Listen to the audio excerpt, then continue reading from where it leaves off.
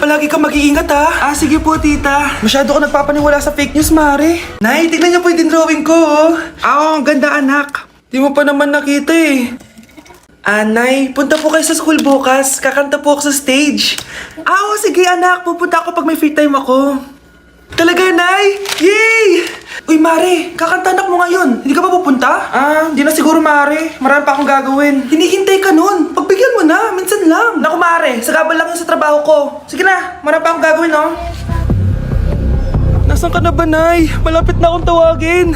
Hindi ka mahal ng nanay mo. Mahal ako ng nanay ko! Tao po. Bakit po, sir? Kayo ba yung nanay ni Scarlett? Opo. Ma'am, nawawala po yung anak nyo. Ano? Si Scarlett? Aware naman siguro kayo na maraming nawawalang bata dito sa barangay natin, ma'am. Scarlett? Yung iba, ma'am, hindi na namin nahanap. Napakawalang kwenta mong nanay. Disturb mo.